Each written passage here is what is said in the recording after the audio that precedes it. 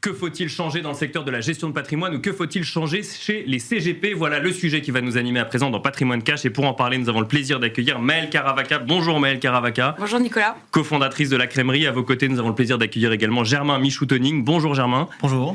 Vous êtes directeur général France de Roquefy. On a le plaisir d'accueillir également Laurine Guisset. Bonjour Laurine. Bonjour. Merci d'être avec nous. Vous êtes cofondatrice de Calivia et on a le plaisir enfin d'accueillir Samy Wardini, cofondateur de Ramify. Bonjour Samy. Bonjour. Merci d'être avec nous également. Alors vous proposez tous les quatre des solutions un petit peu innovantes, un petit peu différentes sur le secteur de la gestion de patrimoine. Je vais vous laisser nous expliquer rapidement alors ce que vous faites, mais surtout pourquoi vous le faites de cette manière aujourd'hui et quel constat vous avez fait sur le secteur avant de parler des sujets qui fâchent sur le secteur de la gestion de patrimoine, les frais, la transparence, le digital ou encore l'ISR. On va commencer peut-être avec vous, Germain, si ça vous va.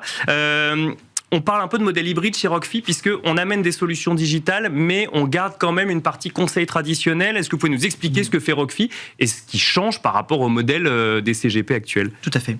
Donc Roquefy, on est un nouvel acteur de la gestion privée, créé en 2024, et on réinvente la gestion patrimoniale avec l'humain et la tech. D'accord. Notre constat, c'est que on a rencontré beaucoup de clients et beaucoup de banquiers pour créer Roquefy.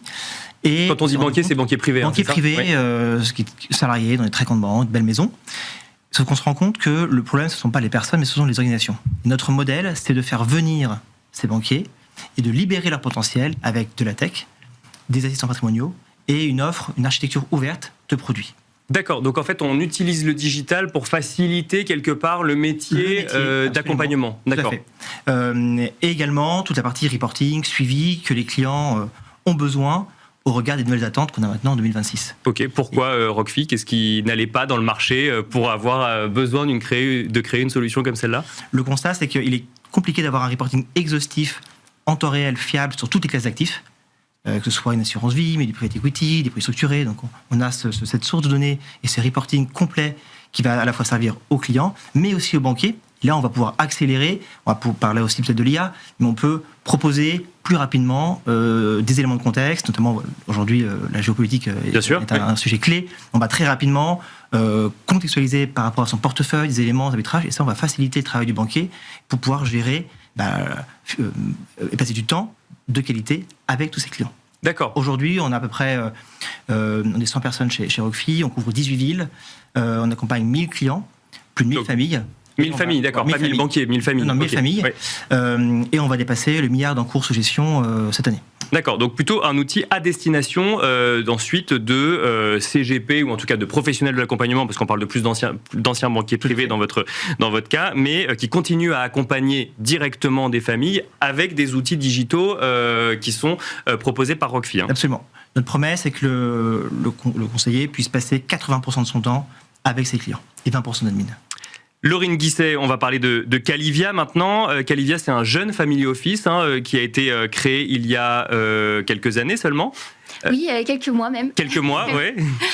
Oui, effectivement. Donc, nous sommes un family office nouvelle génération. Donc, notre mission est simple, c'est d'offrir un accompagnement à 360 degrés, vraiment sur mesure, et ça à partir de 100 000 euros investis. Là où les modèles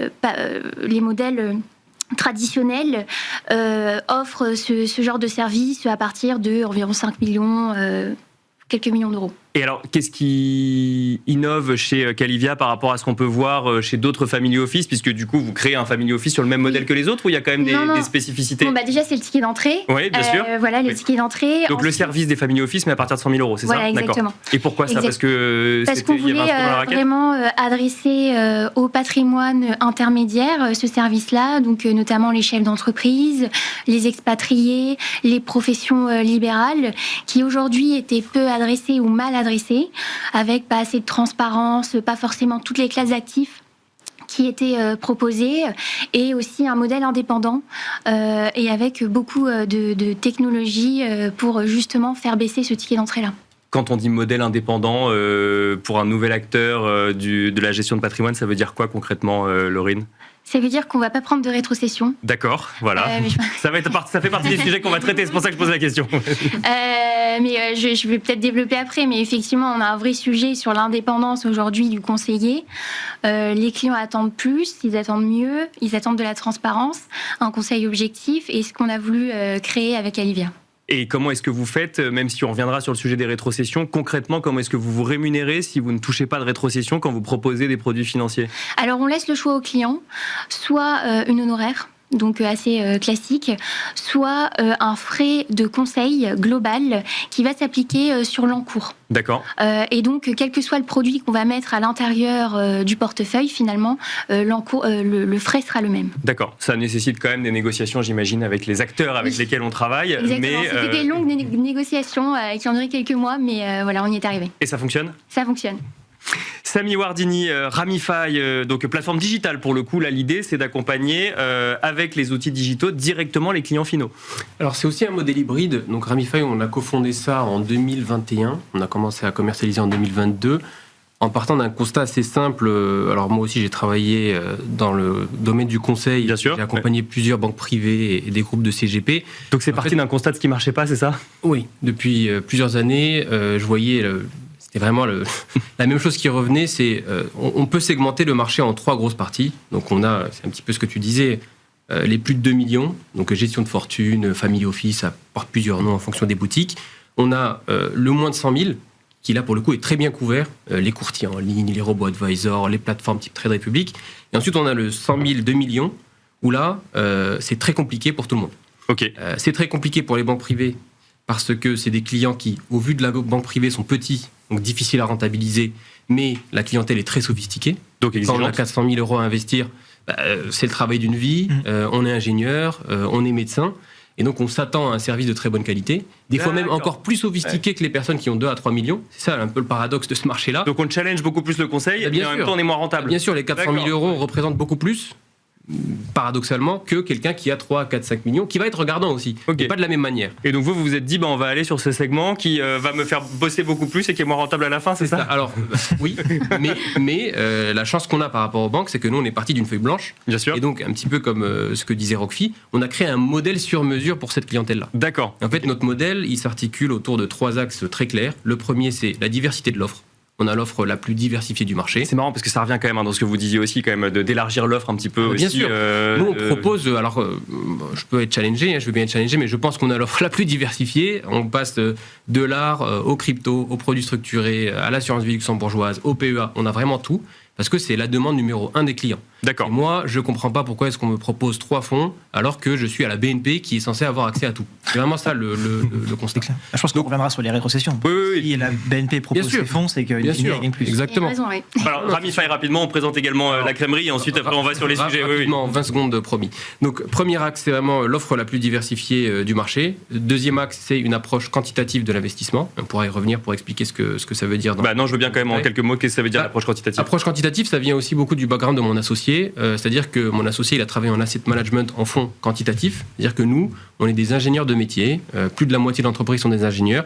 Donc, notre équipe d'ingénierie patrimoniale et notre équipe de gestion, c'est des ingénieurs en finance quantitative. On va analyser les datas, on va prendre les historiques de toutes les classes d'actifs que l'on propose et proposer des portefeuilles sur mesure qu'on va rebalancer grâce à ça. Donc, c'est pas une approche comité d'investissement, on choisit nos fonds. On a vraiment une approche qu'on aime pouvoir expliquer via l'analyse de données. Et le troisième pilier ? C'est l'approche hybride. Donc, proposer le meilleur du digital sans sacrifier l'apport du conseiller. On a 5 banquiers privés qui sont disponibles. Chaque client a un conseiller dédié qui est disponible à tout moment. Mais c'est pas comme Rockfi des partenaires, c'est des conseillers Ramify pour bien comprendre. C'est des employés Ramify qui sont formés à la philosophie d'investissement Ramify. C'est un peu la différence. Maël Caravaca, la crèmerie. Alors le terme la crèmerie reflète pas forcément l'activité de. On vend pas des fromages et c'est du conseil en investissement. Vous, le constat que vous avez fait, c'est le manque d'accompagnement ou le besoin d'accompagnement quand on veut réaliser des investissements en lien avec ses convictions, notamment ISR ou en lien avec la biodiversité. Oui. Exactement, parce que très franchement, on sera tous hyper contents de s'enrichir, mais avec une planète qui brûle et où on ne peut pas vivre, ça vaudra pas le coup d'être le plus riche du cimetière. Hein. Donc, bien sûr. Ouais. Donc en fait, le constat qu'on a fait, la crèmerie, ça existe depuis 2019, et il y a vraiment une conviction qu'on porte et qu'on ne sacrifie pas au nom de la rentabilité en particulier, c'est justement l'investissement responsable. On veut en fait que l'argent soit utile. Et on se rend compte que de toute manière, il y a un public pour ça de plus en plus. Les investisseurs ont besoin de transparence sur les frais, ont besoin de comprendre dans quoi ils investissent et particulièrement ont besoin aussi de faire la connexion entre l'argent et la réalité économique que ça engendre. D'accord. Donc nous, en fait, notre positionnement, il est hyper clair et je pense d'ailleurs aussi, c'est pour ça qu'on a le succès qu'on a, c'est que les gens viennent nous chercher parce qu'on sait parler d'investissement à impact, de finances durables. On essaie de le faire sans greenwashing, avec beaucoup d'authenticité. On passe beaucoup de temps à regarder les solutions, on regarde tous les rapports, toutes les petites lignes, de sorte que... Il y en a donc qui les lisent. Il y en a d'autres qui... nous, en l'occurrence. De sorte qu'on aille vraiment chercher l'adéquation entre le besoin du client et le produit. Alors évidemment, au-delà de l'investissement, on a aussi toute la casquette d'ingénierie patrimoniale, d'assistance fiscale. Enfin, on fait tout ce que fait un CGP traditionnel. On le fait en plus en portant des convictions sur la transition écologique et sociale. Avant d'ouvrir le sujet de la transparence, puisqu'en fait, pour des raisons différentes, c'est quand même un terme qui est revenu régulièrement, un mot quand même quand on se lance avec ce prisme ISR, donc ça fait plusieurs années, depuis 2019. Ouais. Est-ce que y a des années plus difficiles que d'autres ou c'est un mythe, ça, de voir que quand il y a des backlash politiques, c'est plus compliqué? En vrai, les investisseurs, ils sont pas au courant. Ils suivent pas comme nous l'actualité financière, ils suivent pas comme nous l'actualité réglementaire, donc ils sont pas au courant vraiment des backlash, des régressions qu'il peut y avoir sur les textes européens réglementaires. Eux, ils ont des convictions et ils veulent en fait que ce besoin-là soit traduit ensuite en stratégie d'investissement. D'accord. Ouais. Très franchement, nous on n'a pas. Peu importe l'agenda politique, les convictions restent les mêmes, quoi. D'accord. Et je vais même aller plus loin, c'est que la politique va potentiellement même plus alimenter ce besoin d'aller vers quelque chose qui apporte du changement à travers l'investissement. Ce qui est intéressant, c'est que ce soit via l'ISR, via les frais, via effectivement les sélections de fonds ou autres, il y a quand même ce besoin de transparence régulier. C'est que vous m'avez tous les quatre cité plusieurs raisons, mais il y a peut-être Germain, puis ensuite qui veut, mais ce besoin aujourd'hui, quand on est un nouvel acteur sur le secteur, d'amener plus de transparence par rapport à ce qui a été fait jusqu'à présent. Tout à fait. Déjà dans la composition de ce portefeuille, transparence, on peut avoir un reporting. Il y a beaucoup de maisons encore qui fournissent des PDF ou des Excel qui ont un trimestre de retard. Quand on voit l'actualité... Je vois tout le monde qui acquiesce, c'est ça. Quand on a l'actualité aujourd'hui, et surtout dans la gestion de fortune ou certains family office, on ne peut pas réagir avec un trimestre de retard. Et également, il y a une transparence importante dans les rétros, dans la sélection des produits. Et donc là, on a un point commun assez fort, mais la fin des rétrocessions, c'est quelque chose qui met du temps à arriver dans certains autres pays de l'Europe. Ça a déjà été arrêté au UK. C'est pas du tout un sujet en France aujourd'hui, hein. Non. Non, c'est quelque chose qui a du mal à ça revient sur la table. Oui, mais c'est pas actuel, quoi. Enfin, le régulateur, en fait, à chaque fois renforce des contrôles, il y a des sanctions qui tombent sur des rétros, etc. Mais il n'y a pas de décision prise. Donc c'est plutôt à des acteurs innovants de prendre ces décisions et de prendre les devants. Donc nous, on a des allocations, des propositions sans rétrocession. D'accord. Qui permettent de garantir une transparence, en tout cas un alignement des intérêts entre le client et le conseiller. Mais même question qu'à Laurine, comment est-ce qu'on se rémunère quand on ne fait pas de rétrocession? On fait des honoraires, du coup? Alors, on price un frais de gestion, et en fait, surtout, on valorise le conseil. Le conseil a un prix, et ça, on le défend, on l'explique, le temps passé, la sélection des fonds, le conseil, c'est un prix, il faut le valoriser. Et pour ça, on définit alors 1%, 1,5%, ça va dépendre un peu du patrimoine et du client, et il paie un frais de gestion annuel, et après on crée une allocation avec des parts, ce qu'on appelle clean share, qui sont sans rétrocession, ou des ETF par exemple, raison pour laquelle aujourd'hui dans des allocations classiques bancaires il y a peu d'ETF, ce sont des produits qui ne dégagent pas de rétrocession. D'accord. Et ce qui est important, c'est une analogie qu'on utilise souvent, c'est comme si votre médecin était rémunéré par rapport aux médicaments qu'il le conseille. Oui, bien sûr. Entre un Doliprane et un autre produit, est toujours c'est pas comme pareil. si c'était le fournisseur qui Voilà. Et bien c'est pareil. Mais on est d'accord que on ça- n'ouvrira pas le débat là, mais ça arrive aussi. Mais oui, Oui. C'est pas direct. Mais Maëlle et ensuite Laurine. Non, mais par contre, on est d'accord que ça coûte pas moins cher aux clients le système d'honoraires. Du tout honoraire, ça coûte pas moins cher aux clients. Après, chacun dépend est des cas. de pricer différemment. Notre modèle, nous, n'est Oui. pas de casser les prix, d'être moins cher. Voilà, Le exactement. prix, Parce qu'il faut quand même qu'il y a quand même une logique de Bien sûr. rentabilité. On est Bien tous sûr. des Bien sûr. acteurs commerciaux et donc il y a une logique de rentabilité. Absolument. Et quand un acteur va va faire se passer croire qu'il a de- des frais de gestion plus faibles, en Oui. fait, il va pas gagner moins. Il va juste gagner différemment. Ça a été la grande force de Boursorama. Boursorama, pendant 10 ans, a dit les frais de gestion sont à 0. Oui, Pour les bien sûr. citer. Voilà. Ouais, ouais. Oui, C'est oui. complètement faux, mais, Ah oui. mais le message est passé. Et Oui, oui. donc, nous, on a des Mais parce clients qu'en qui fait, nous c'est disent pas la je même comprends poche. pas. Ouais. C'est pas que c'est pas la même poche, c'est qu'ils poussent leur gestion libre et disent nous, on prend pas de frais de gestion, mais on prend toutes les rétros.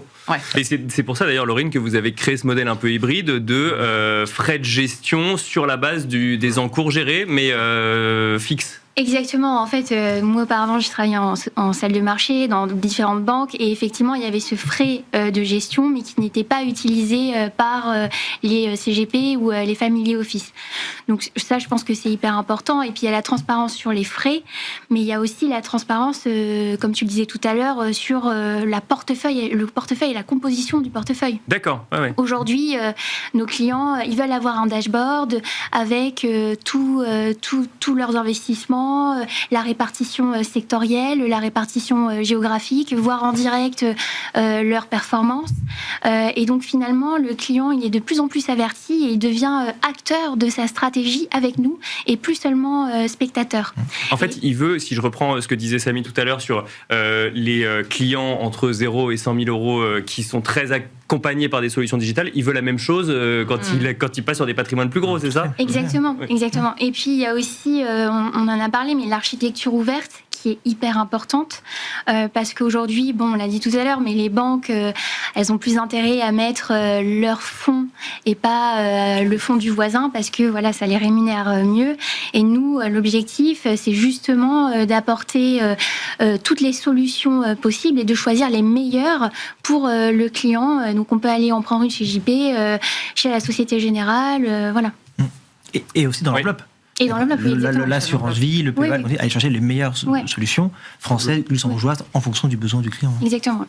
Samy, quand on crée une solution digitale, on arrive à répondre à toutes ces questions-là d'architecture ouverte et de visibilité en temps réel. Le digital peut être une solution pour les nouveaux acteurs aujourd'hui ? Alors, l'intérêt du digital, c'est que c'est un prérequis. De pouvoir D'accord, avoir ok. accès à son dashboard. C'est ce que je disais quand je disais prendre le meilleur du digital. Nous, la moindre des choses, c'est que le client puisse se connecter et avoir accès en temps réel à ses positions. Je regarde au toujours jour la le jour. caisse. Donc c'est, oui, c'est- C'est pas pour ça. forcément le cas chez les familles office. Ah non, mais c'est clair, c'est clair. Vous avez un reporting papier. Hein. C'est clair, c'est clair. Et donc c'est pour ça que nous, on considère pas que le digital, c'est un plus, c'est maintenant un prérequis. Et nous, là, on essaie de se démarquer, c'est de dire, en fait, on n'est pas obligé d'opposer le digital et la gestion privée. Ok. On peut avoir un juste milieu entre les deux, avoir la qualité de la gestion privée avec tous les atouts du digital. Je suis 100% d'accord sur le sujet honoraire. Nous, on le fait d'une manière un petit peu différente. C'est-à-dire que nous, on fait signer des mandats de gestion à nos clients Ok. sur l'assurance vie. Donc, c'est nous qui manageons.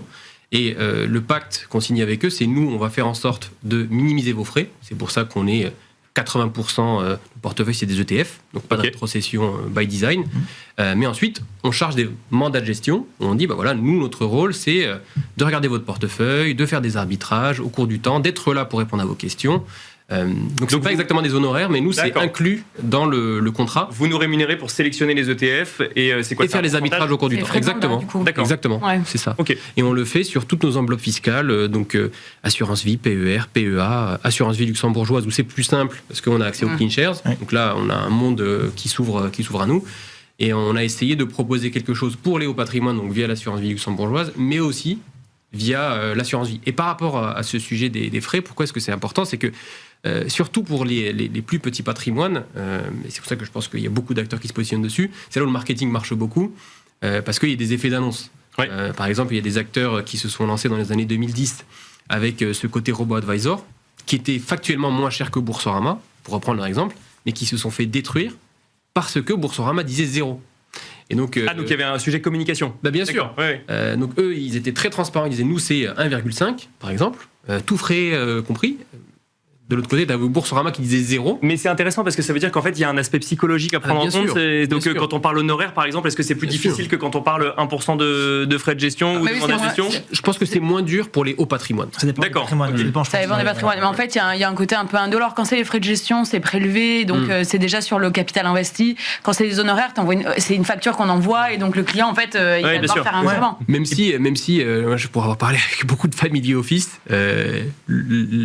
le pire moment de leur année, c'est quand ils doivent envoyer la facture de 50 000 euros, parce qu'ils savent qu'un client sur deux va rappeler pour dire t'as fait quoi cette année? Oui, bien sûr. Quand on est 1 million, 10 millions, les 50 000 euros, ils paraissent en fait, les honoraires, ça appelle une responsabilité. C'est-à-dire que quand tu envoies la facture et qu'effectivement, le client, il est devant et il voit qu'il y a 10 000 euros à payer, il se dit, alors très bien, là, en fait, je vais mettre en face le service que j'ai eu. Et c'est là où je pense que les nouveaux acteurs ont... peut-être que, justement, notre enjeu, c'est d'aller valoriser justement ce qu'on sait, ce que tu disais, Germain, c'est-à-dire qu'on doit montrer qu'il y a de la valeur ajoutée à passer par nous. Ça passe par des solutions digitales parce que, mine de rien, c'est du confort de gestion. Ça laisse les clients moins à l'aveugle sur leur patrimoine. C'est de la proximité, c'est de l'humain, parce que malgré tout, autour de la tech, il faut quand même qu'il y ait des humains. Et en fait, je pense que ça appelle plus de responsabilité et le service peut... Mais ça veut dire quoi? Qu'il faut se rappeler au bon souvenir régulièrement en disant tiens, souvenez-vous, au mois de janvier, là, j'ai fait tel arbitrage en lien avec la géopolitique. Oui, mais c'est là où la tech, justement, elle apporte un soutien. Elle va décharger le conseiller dans son rappel, qu'est-ce que je dis au client, quand je lui dire, trouver le bon touchpoint, le bon moment pour communiquer avec le client. Mais alors, une question qui va peut-être pas vous plaire à Ravify ou à Rockfi, mais c'est derrière le sujet digital, il y a aussi quand même cette idée que on peut automatiser, donc ça coûte moins cher. Donc pourquoi est-ce que je rémunère des personnes qui conseillent comme un conseiller traditionnel? Qu'est-ce qu'on répond à ça? Germain, puis ensuite Samy. Pour moi, c'est complémentaire et c'est pas antinomique. Pour adresser certains patrimoines, la confiance par l'humain, par le conseil. Il y a un fit, il y a une connexion qui se passe entre le conseiller et son client. Comprendre, en fait, au-delà de on va penser qu'il y a une allocation et il y a une enveloppe. Avant cela, il faut comprendre les projets du client, de sa famille. Est-ce qu'il veut capitaliser? Est-ce qu'il veut transmettre? Est-ce qu'il veut dégager un revenu complémentaire? Ça, c'est en discutant avec le client, en posant les bonnes questions et en lui proposant différentes solutions. Et ça, ce conseil-là, il a énormément de valeur. Il ne pourra pas être totalement automatisé. Notre conviction, en tout cas, c'est que ces acteurs ont tenté de remplacer le banquier privé par une app. Oui, ça marche pas. En tout cas, ça marche pour certains niveaux de patrimoine. Il suffit pas de donner accès à un large univers d'investissement et de faciliter avec des outils digitaux les choix. Non, ça suffit pas. Tout dépend du persona du client. Est-ce qu'il est autonome? Est-ce qu'il a envie? Mais à un moment, quand on a plusieurs millions à placer et qu'on a des projets de vie avec des enfants, des petits-enfants, etc., on a quand même besoin de partager et d'échanger sur son projet. Et surtout, c'est aussi le travail du conseiller, avec aussi nos agents patrimoniaux, c'est de le questionner. Il ne sait pas, en fait, ok, j'ai 2 millions, j'ai fait un cash out, j'ai vendu ma boîte, super aventure, je suis heureux, je vais en profiter. Ok, mais c'est à quoi en profiter? Est-ce que je vais dégager un revenu complémentaire pour ma retraite? Est-ce que je vais le transmettre? Est-ce que j'achète un bateau? Voilà, mais quid si j'achète un bateau? La fiscalité? Il y a beaucoup de questions à se poser. Et en fait, lorsque ces entrepreneurs ou ces familles ont un peu ces éléments de liquidité, ils sont un peu seuls dans ces décisions. C'est là où ce conseil est important. Et ce conseil, aidé par la tech, aidé par l'IA, etc. Nous, c'est intéressant parce qu'on Laurie nous mêle sur ce sujet, même si on ne parle pas de plateforme digitale à proproprement parler. Mais... On a un peu du digital quand même. Mais c'est intéressant ce que dit Germain, parce qu'on n'a pas le même persona. Nous, en fait, on va avoir un client moyen qui investit à peu près 400 000 euros sur la plateforme. D'accord. Donc c'est un client en gestion privée, classique, qui est chez un CGP ou une banque privée type Société Générale Banque Privée, grosso modo. Pour bien comprendre, il investit 400 000 euros alors qu'il a en face de lui donc une plateforme et peut-être un conseiller au téléphone, mais pas de rendez-vous physique. En visio également, oui, d'accord. Oui, non, mais c'est un ex-banquier privé. D'accord. Non, mais c'est pour montrer aussi l'évolution peut-être du comportement. Non, nous on considère qu'avoir une présence, c'est primordial. C'est-à-dire que le tout tap, ça ne marche pas, surtout pour les gros patrimoines, parce que nous, en fait, et c'est vraiment notre grosse conviction, c'est que si on regarde ce qui se passe sur Internet, on écoute une minorité très bruyante qui adore l'investissement, qui en parle tous les jours. On a toujours le cousin, l'oncle, qui a toujours la meilleure opportunité, etc. Et ça, en fait, ça crée beaucoup d'anxiété chez ce que j'appelle la majorité silencieuse. Donc les influenceurs financiers, c'est finalement pas une bonne chose pour... Je dis pas que c'est pas une bonne chose. Ça évangélise dans le sujet. Ça évangélise, mais ça crée de l'angoisse. Mais bien sûr que ça crée de l'angoisse. Parce que moi, je vais vous dire, la plupart de nos clients, en fait, ça les saoule de regarder les marchés. Chacun a le droit de faire ce qu'il veut. Tout le monde n'est pas obligé d'être passionné comme nous par les marchés. Ça les saoule. Ils ont envie de déléguer, ils ont d'autres choses à faire. Donc nous, notre service numéro 1, c'est de baisser la charge mentale de nos clients. Comme le ferait, tu vois, moi je prends toujours cet exemple-là. Alors, c'est peut-être moins important qu'un gestionnaire de patrimoine, mais si on a les moyens et qu'on a envie d'avoir un bel appart, on prend un architecte d'intérieur. Parce qu'on n'a pas envie de le faire nous-mêmes.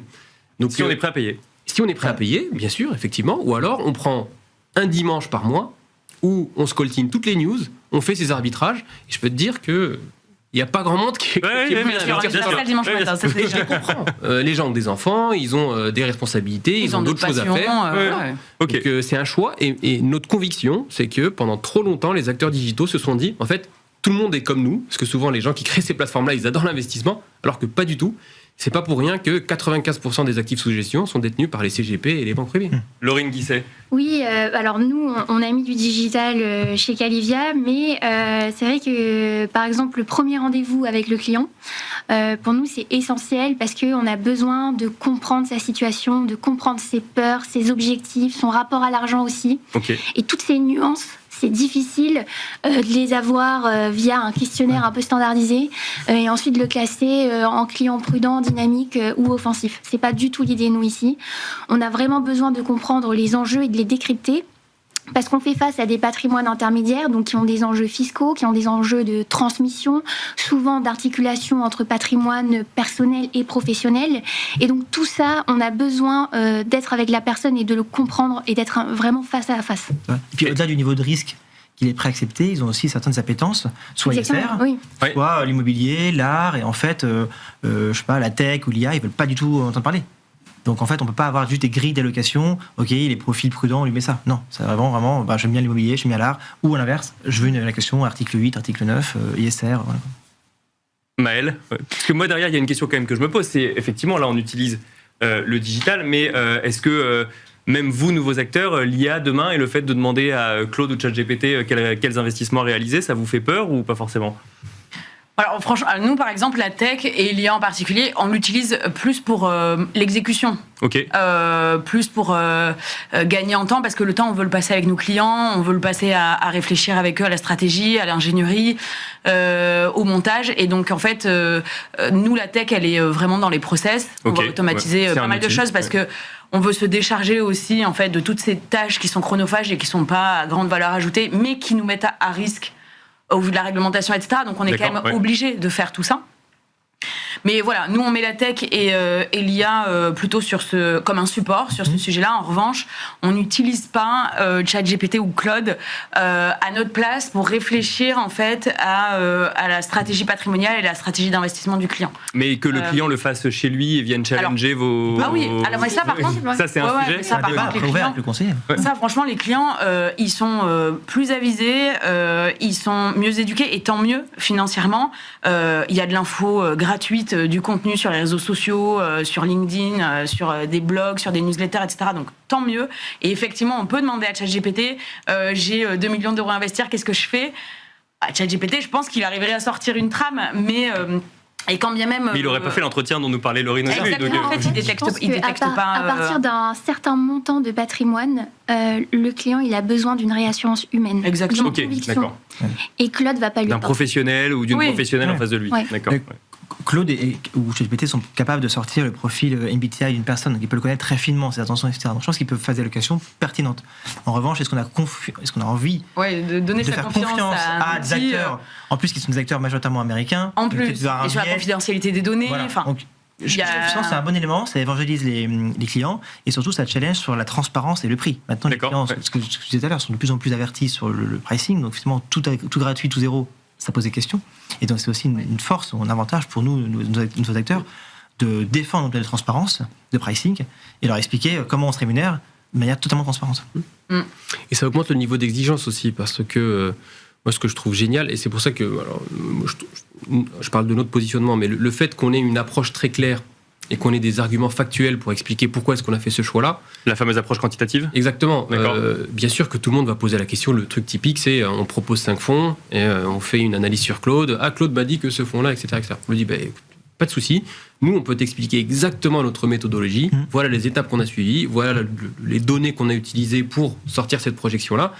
En fait, là, le client, il est aux anges parce qu'on lui apporte des éléments en plus. D'accord. C'est lui qui fait le choix final. Il a Claude d'un côté, il a notre analyse de l'autre.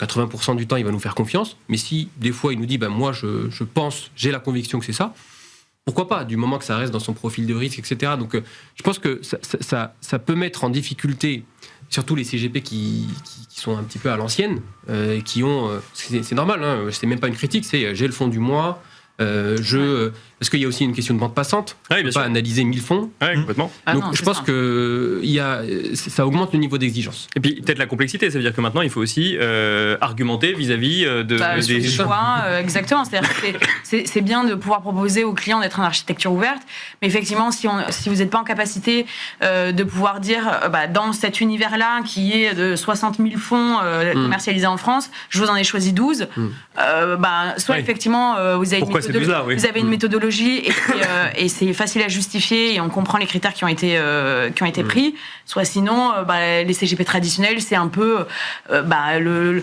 poids de l'habitude, c'est-à-dire que j'ai l'habitude de bosser avec telle société de gestion et telle société de gestion, je sais que c'est un fonds sur les 10 dernières années qui a un bon track record, oui mais en réalité ça vient pas challenger tout le reste de l'univers, donc je suis d'accord, ça apporte de l'exigence. Et il y a derrière justement ce sujet, ce qui va nous amener aussi à l'ISR, cette volonté maintenant de savoir réellement dans quoi on investit, et d'être capable en tant que particulier de dire et de savoir à l'instant T dans quoi son argent est investi et dans quoi les fonds ont également investi l'argent qu'on leur a confié. Donc là, il y a le prisme ISR, mais il y a le prisme transparence au global. Là, c'est un vrai changement fondamental depuis ces dernières années. C'est quoi ? Mais c'est peut-être les outils digitaux, quoi, apporter ça aussi, cette volonté ou cette capacité à voir dans quoi on investit. Oui, je pense qu'on a tous envie d'être un peu plus acteurs de nos choix dans la vie en général.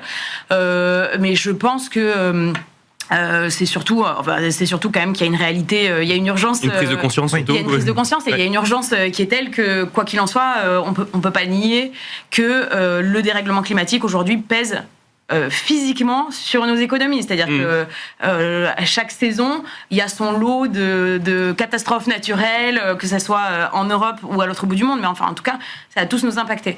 Et donc, nous, on a une responsabilité en tant que conseiller de demander aux clients ses préférences de durabilité. Donc, c'est même pas que la crèmerie, hein, on est tous, on est tous en obligation de le faire. Et quand un client, en particulier à la crèmerie, nous dit « Moi, dans ma feuille d'investissement, enfin dans ma feuille de route, dans mon plan d'investissement, je veux exclure le financement des énergies fossiles, le financement de l'armement, des pesticides, de l'élevage intensif ou ce genre de choses. » Moi, j'ai cette responsabilité où je me dis je peux pas faire défaut à ce niveau-là, et donc. Bien sûr. Oui, effectivement, la technologie là, elle nous aide aussi à faire un screening total, à la fois sur des fonds d'investissement cotés et sur du non coté, et de se dire très bien, dans ce qui existe. Alors évidemment, c'est pas parfait parce que l'économie est loin d'être totalement écologique, mais dans l'existant, on essaie de faire le meilleur. Et donc, quand j'ai un client qui me dit moi, mon argent, je ne veux pas que ça finance les énergies fossiles, eh bien, on va screener chaque fonds, chaque solution qu'on a, nous, référencée. Et on apporte la preuve au client que non, il n'y aura pas d'énergie fossile, ou en tout cas, s'il devait y en avoir dans une part très minoritaire et il y a un engagement des sociétés d'en sortir, etc. etc. Donc on vient justifier, et effectivement, la technologie nous aide à... Et ça devient un argument pour changer de CGP, ça, justement, ce prisme fort sur l'investissement durable, pas forcément. Si, en tout cas, nous, on a des clients qui ont déjà été accompagnés par le passé, qui le sont peut-être encore, et qui viennent nous voir parce qu'on a cette expertise-là, qu'ils ne trouvent pas ou difficilement ailleurs, parce qu'en fait, il y a encore trop peu d'acteurs qui se sont emparés de ce sujet, alors que très franchement, il n'y a pas besoin d'être un ayatollah de l'écologie et de l'environnement pour se dire que protéger le patrimoine de nos clients, c'est prendre en compte pas que des risques financiers, mais aussi des risques écologiques et sociaux, parce que ces risques-là viendront impacter la rentabilité des entreprises, viendront peut-être même faire disparaître certaines activités. Et donc, là encore, en fait, le client, quand il vient nous voir, au-delà de ces considérations-là, il a envie aussi de protéger, de préserver ce capital qu'il a construit toute une vie, de le transmettre. Et quand on parle d'avenir du client, on peut pas se passer de parler d'avenir en général. Et avant de laisser la parole aux autres, quand on voit que les événements géopolitiques sont de nature à porter des valeurs justement qui portent la défense, l'armement ou les énergies fossiles, comment est-ce qu'on explique qu'on va aller chercher de la performance ailleurs, là où ce serait si facile d'aller en chercher sur ces... On est un peu à contre-courant. Oui, il y a qu'à voir là le prix du pétrole qui s'envole. C'est sûr, ceux qui investissent sur les majors pétrolières font leur beurre en ce moment. Mais alors franchement, il y a aussi une question d'éthique, c'est-à-dire que on a des clients. Exactement, il y a des clients qui ont bâti vraiment une richesse et qui commencent à avoir presque un peu honte de comment ils l'ont bâti et surtout, en tout cas, veulent pouvoir transmettre en étant fiers de ce qu'ils transmettent à leurs enfants. D'accord, donc financer la transition. Ouais, exactement. Voilà. Donc, on ne le sait pas, mais sinon ils ont une responsabilité. Ils disent, je veux rendre en tout cas à la communauté, à la planète. Je veux avoir un impact plus positif. Et en fait, c'est même si aujourd'hui les pollueurs ne sont pas les payeurs. Oui, et très franchement, les pollueurs sont encore les grands gagnants de l'économie. Malgré tout, on est à contre-courant et on ne pense pas être à ce point à côté de la plaque. D'accord, oui. Puis il y a le court terme, moyen terme, long terme. Exactement. Et on est plutôt, nous, dans une finance, en tout cas dans un capital patient. Voilà, on est dans un investissement lent et patient, avec une vraie projection sur le long terme. On ne prend pas des profits de court terme, on l'explique vraiment aux clients. Et de la même manière que les clients ont mis 10, 15 ans, 20 ans à créer un capital, on leur dit que ce capital, c'est pareil, il va falloir le laisser... fructifier un moment pour que ça porte ses fruits. Germain, je vous vois beaucoup acquiescer à ce que dit Maëlle. Je suis tout à fait aligné. Effectivement, dans le cas d'un conseil patrimonial dans la durée, effectivement, cette projection de préserver le capital et aussi, alors il y a à la fois les produits, s'assurer qu'il n'y ait pas d'allocation de thématiques proscrites par le client. Et puis il y a aussi l'assureur ou l'enveloppe fiscale en question. Je citais CNP, on travaille beaucoup d'assureurs, mais je pense notamment à CNP qui ont lancé un contrat justement dédié sur ce sujet, qui est un acteur qui a de très fortes sensibilités à tous ces sujets et qui va par exemple interdire d'acheter une action totale dans son portefeuille, par exemple. D'accord. Okay. Donc vous, en fait, vous faites, il y a aussi un sujet de sélection en fonction de ce que vous demande votre client. De l'assureur, en fonction de l'assureur, des zones géographiques, etc. Et puis aussi, il y a des sujets un peu de prudentiel et de solidité des acteurs. Dans le cas de ces événements géopolitiques, d'instabilité politique, etc., mais il y a à la fois le sujet ISR et stabilité, réassurance. Et donc il y a beaucoup d'investisseurs qui diversifient leur patrimoine en ayant une poche de plus en plus importante qui prend tous ces éléments en considération pour se prémunir, en tout cas, ces aléas climatiques. Tout à fait, ouais. Exactement. Nous, au-delà de la conviction des clients, en fait, on intègre dans tous les cas les critères ESG dans le processus de sélection des investissements. D'accord. Pourquoi ? C'est un prérequis chez vous aujourd'hui maintenant. Oui, parce qu'en fait, c'est un gage aussi de qualité de l'entreprise. Parce que une entreprise qui va bien intégrer les critères environnementaux, sociaux, de gouvernance, c'est une entreprise qui va être plus solide, c'est une entreprise qui va être flexible et qui sera capable après d'innover. Donc ça, c'est hyper important. Nous, on regarde aussi l'aspect social, parce que en fait, une entreprise qui ne va pas pouvoir chercher des talents, les fidéliser, les motiver, en fait, c'est une entreprise qui va fragiliser sa croissance future. Il y a le risque évidemment climatique, puisqu'aujourd'hui, ça va impacter directement la croissance opérationnelle des entreprises et donc boursière. Donc au-delà vraiment des convictions, il y a aussi la sélection des entreprises. Donc ça a changé quelque part la méthode de faire, la manière dont on fait son métier en prenant ces nouveaux indicateurs dans la sélection des fonds et des investissements. Bien sûr, et il faut vraiment faire attention parce que il y a aussi beaucoup de greenwashing, on le disait, où il y a un peu de tout et n'importe quoi. Donc il faut vraiment avoir une grille de sélection et une méthode très stricte. D'accord. Où il faut regarder pas mal d'indicateurs, la taxonomie, SFDR, les labels, même si maintenant label ISR nous regarde plutôt Greenfin, mais il y a vraiment tout un panel et plein de critères à regarder pour pouvoir ensuite dire aux clients, voilà, on a bien fait notre travail, votre portefeuille est vraiment à impact ou pas, ou il exclut tel et tel secteur. Même quand ils ne le demandent pas explicitement. Moi, je vais être un tout petit peu plus mesuré, dans le sens où, alors nous, on est allé loin dans cette direction, c'est-à-dire qu'on propose aux clients d'aligner de manière assez fine son portefeuille avec ses convictions. On peut même aller jusqu'à dire, est-ce que tu veux aligner à 2 degrés ? Est-ce que tu veux aller par rapport aux accords de Paris 1,5 degré ? Donc vraiment assez fine et on a une sélection de fonds extrêmement large. Donc quelqu'un qui arrive et qui nous dit moi c'est uniquement ISR, je veux que du SFDR 9, on est en capacité de le faire. Mais c'est juste qu'on essaye, nous notre rôle. Ça arrive souvent ça ? Ça arrive, bon, je dirais que ça arrive. Après, nous, on n'est pas positionné directement, donc les gens ne viennent pas naturellement pour ça vers nous, mais on a tout type de clients. Je vais dire, ça doit être 15 à 20% des clients qui ont cette sensibilité-là, donc c'est quand même important. Mais nous, notre métier, c'est de prendre le client par son besoin. J'ai 200 000 euros, j'ai 400 000 euros, voilà mes critères, propose-moi quelque chose. Et on essaye d'éviter au maximum, après c'est juste notre sensibilité, de parler... Enfin, si on dit qu'un investissement est éthique, ça veut forcément dire que les autres ne sont pas éthiques, donc vous n'êtes pas éthique. D'accord. Et on essaye de rester. C'est le cas. Après, moi, je respecte tous les positionnements. Donc, on essaye de rester un peu agnostique, et c'est aussi dans notre ADN. On propose tous les produits, tous. On propose la crypto, c'est très polluant, mais si les clients veulent de la crypto, nous, on s'adapte à leurs besoins. Ok. Et par contre... Donc votre rôle, c'est de tout proposer, mais pas forcément d'orienter vers un investissement plus qu'un autre. Exactement. Et par contre, nous, on est l'intermédiaire entre la jungle de l'épargne, parce qu'aujourd'hui, des produits, il y en a dans tous les sens, et nos clients. C'est de créer une grille d'analyse, une grille de lecture, qui permet de passer de « j'ai besoin de 3 jours pour m'assurer d'investir dans le bon fonds » à 30 minutes, parce qu'on est en capacité de filtrer par rapport à nos grilles d'investissement. Donc ça, c'est vraiment notre rôle. Et pareil, c'est pour ça que je trouve ça un petit peu difficile de dire c'est éthique, c'est pas éthique. Nous, on a des clients qui nous disent par patriotisme, par sensibilité européenne, je vais investir dans la défense. Alors ça, il y a le sujet, est-ce que c'est ISR ou pas ? Est-ce que c'est éthique, est-ce que c'est pas éthique ? Parce que c'est dit, on a besoin de souveraineté, de sécurité.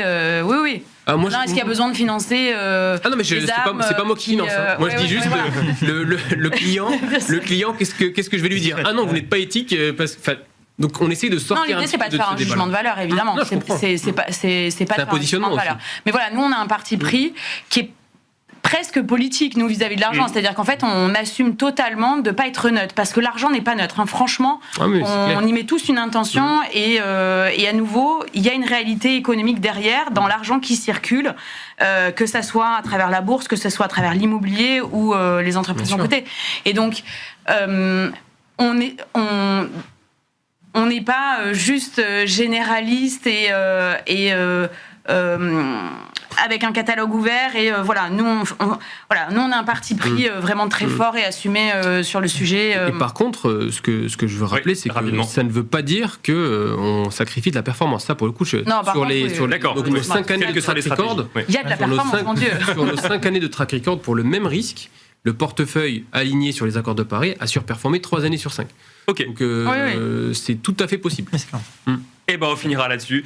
Merci Samy Wardini, merci Laurine Guisset, merci Germain Michou-Toning, merci Maëlle Caravaca de nous avoir accompagnés dans Patrimoine Cash. Et je vous dis à très vite sur Be Smart for Change.